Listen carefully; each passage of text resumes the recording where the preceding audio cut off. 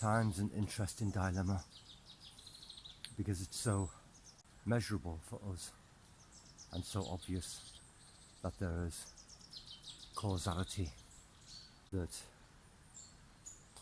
events happen in a causal chain. There's an arrow of time where entropy increases and things become more disordered. But in physics there's no reason why time shouldn't be reversible. So things should be able to, according to physics, run backwards.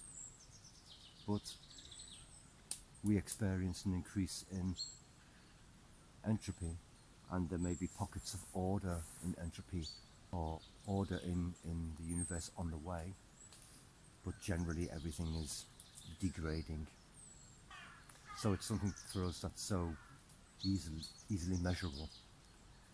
But then there's subjective time, isn't there? There's the time that you feel when you're bored, how the hours crawl by, and when you're having fun, how it flies. And your neurophysiology doesn't just have one single clock that measures time. In fact, in your body, in your brain, there are several different clocks running to measure different things. The circadian clock only being one of them, the one that measures day and night. And then there's time as we used to know it, which was the thing we measure on a watch, although that itself isn't that old, you know. But even before then we would have used periods of the day, positions of the sun and so on. But there was this constant flow of time that we have on a watch, and that's the kind of time that we're used to.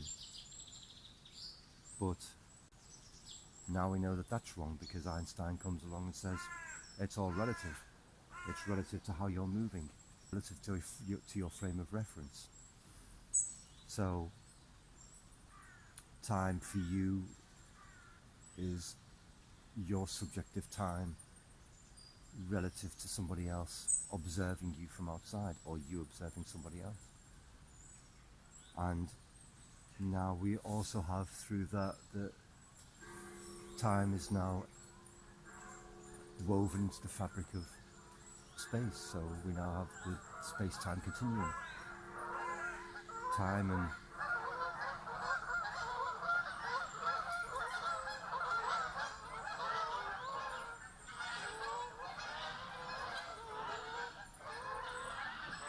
and space are one fabric.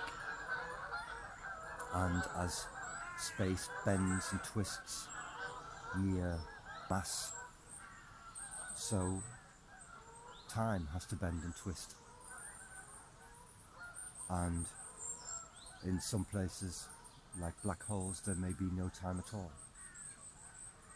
relatively speaking. So what's time then? Well, lots of scientists are saying that space-time itself is doomed to failure.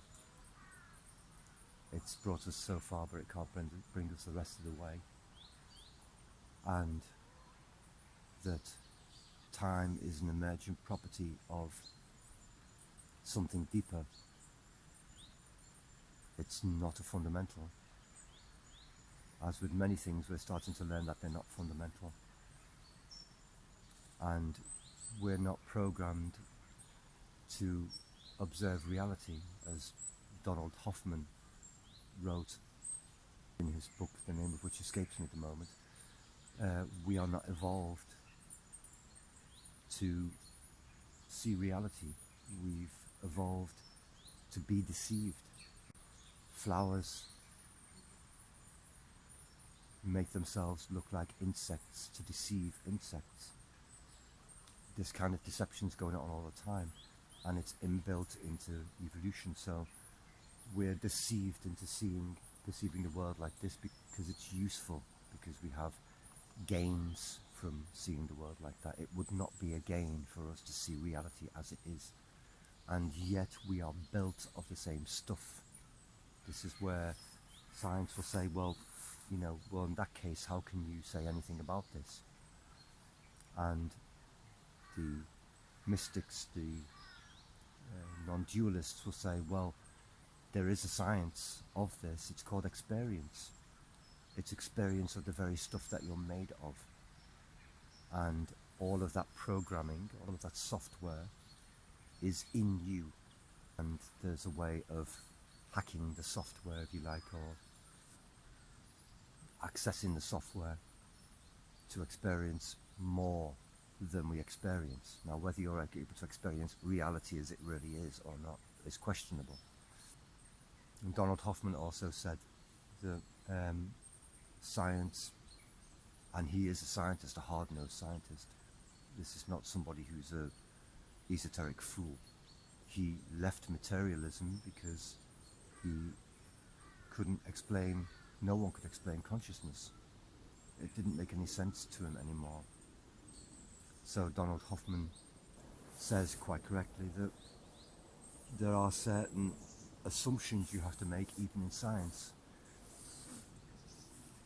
And scientific reductionists have the assumption that everything is matter and energy and can be explained that way. And yet no one can explain consciousness. And it's a real problem. The experience that consciousness offers you, it's completely unnecessary. It's unnecessary for me to smell these leaves and experience that smell. It would be enough for me to smell them and smell whether they're good or bad, whether I should move away from here or stay, without having the experience of that. There are arguments for why that might have evolved, but they're not really explaining the actual problem. So it's the hard problem. So if scientists who believe in materialism or who start from materialism are allowed to make that assumption, Donald Hoffman says, I should be allowed the assumption that consciousness is fundamental. And things are starting to point to possibly the idea that energy and matter and things that emerge from it, like time and space-time, maybe not fundamental. Why not then allow the assumption, start from the assumption that consciousness is fundamental, which is his starting point, and he wants to prove it mathematically and scientifically from there. Now science will say, well, you're not allowed to just make things up just because you don't know anything about a certain thing outside of the universe, maybe, for example. You're not allowed to just make things up. That would be a god of the gaps. And that's correct. But you are allowed, like science, to make hypotheses, to come up with ideas and test them. But again, we're back to what the mystics say, which is, yes, but there is a set of equipment that you can use that uses a method called experience. And this is something that you're not going to be able to test with your lab equipment. And yet, it's inbuilt within you. The software is in you. And you can read the program. And you can't measure the program. So science is then not interested in that because it's something that's not going to give them a solid measurement. But it doesn't make it any less valid. If that was the case, then science should not be interested in consciousness because it's not valid, because it's something that you can't do anything with. It's a purely subjective experience that you can't measure. And indeed, science then says, well, it's all just a phantom of the brain, something the brain constructs, something we misunderstand for being consciousness, for being this experience, but it's nothing special. Well, that's fine if you can prove that, but they can't as yet. So if they're allowed to make the hypotheses that it's nothing special, then somebody else is allowed to make the hypotheses that it is something special, surely. Or not special, but normal, natural. So time is a similar thing. It's an emergent property of something deeper. And our measure of the universe is so ridiculously small. Just think where we were a couple of 100 years ago, how minute we have become since then. And we're still minute, even if we have a Hubble deep field view of the universe. We're still talking about our local little spot. Anything could be possible. We could be living in a black hole. We can be a simulation. All science is open, which is great. But it also means that our measure of time is not reliable.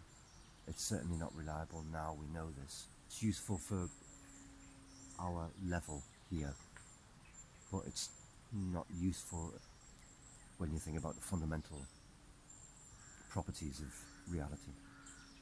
So in a block universe in which some think we live, where all of the past is present, all of the future is present, and we're seeing the universe in slices, but the past still exists and the future still exists, and so there is no universal now.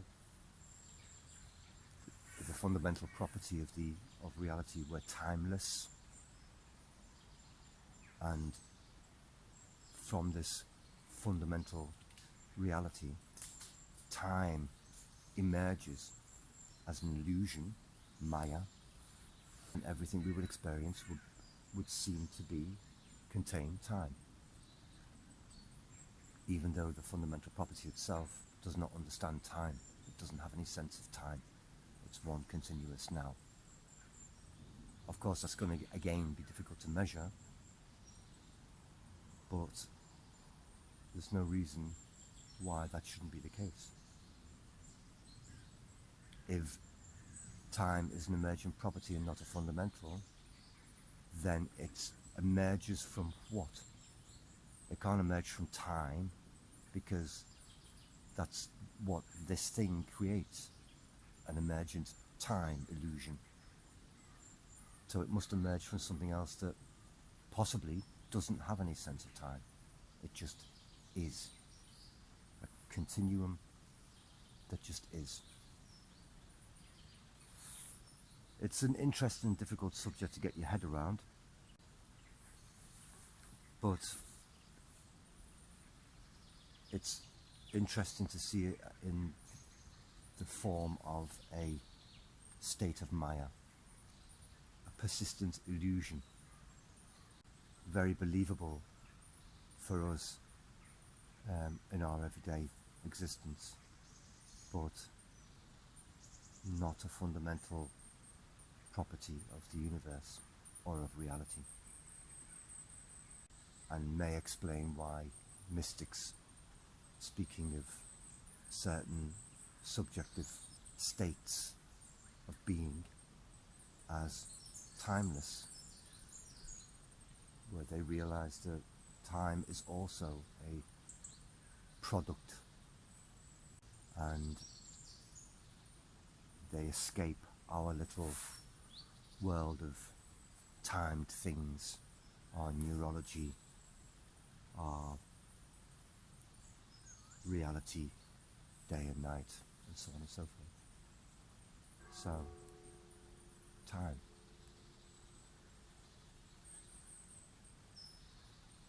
For whom the bell tolls.